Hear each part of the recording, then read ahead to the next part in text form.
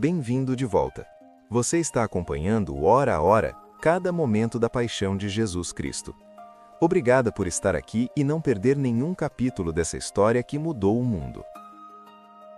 Jerusalém, Sexta-feira Santa, meia-noite.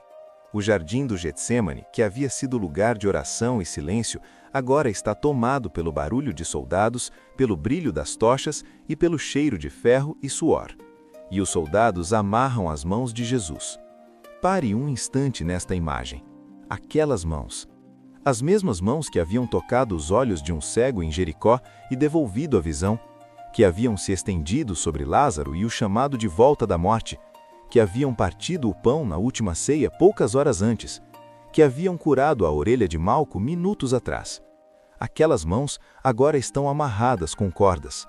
Jesus não resiste, não luta, não invoca os anjos que havia mencionado a Pedro, 12 legiões, 72.000 guerreiros celestiais a um pedido de distância.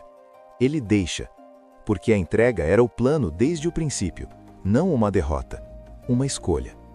Os soldados fecham o cerco ao redor de Jesus, e os discípulos fogem, não um ou dois, todos.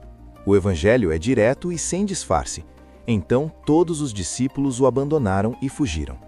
Pedro, João, Tiago, André, Mateus, aqueles mesmos homens que 3 anos antes haviam largado tudo para seguir Jesus, que haviam dormido ao seu lado em barcos, que partilhavam cada refeição, cada estrada, cada tempestade. Naquela noite, diante do perigo real, fugiram. É fácil julgá-los daqui, 2000 anos depois, sabendo o fim da história. Mas coloque-se no lugar deles por um momento. Era meia-noite, havia soldados romanos armados. Acabavam de ver o mestre ser amarrado como um criminoso. O medo é uma força poderosa, e nenhum deles ainda compreendia completamente o que estava acontecendo. Jesus havia dito que isso aconteceria. Havia citado o profeta Zacarias naquela mesma noite.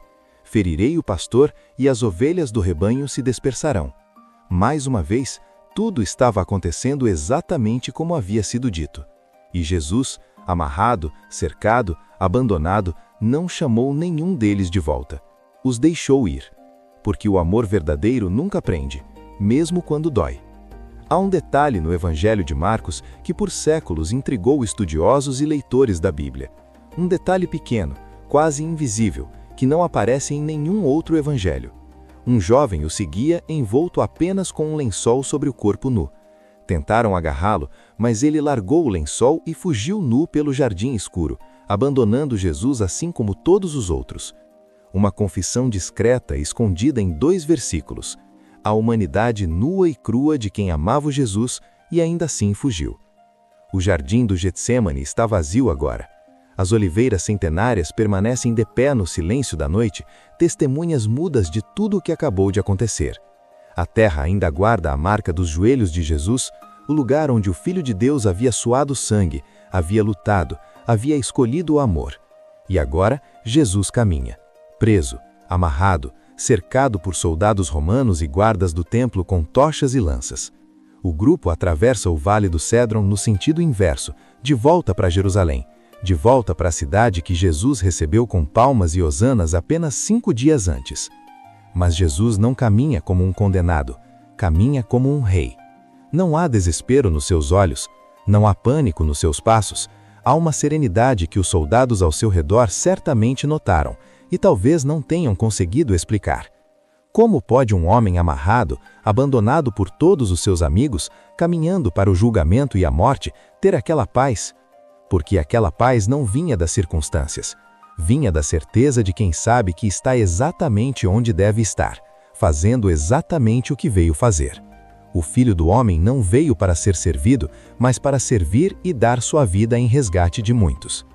Esta foi a 8ª hora da paixão de Jesus. As mãos amarradas, os amigos fugidos, a noite mais longa da história começando a se aprofundar. A jornada continua. E a próxima hora levará Jesus diante do seu primeiro interrogatório, na casa de Anás, o sumo sacerdote.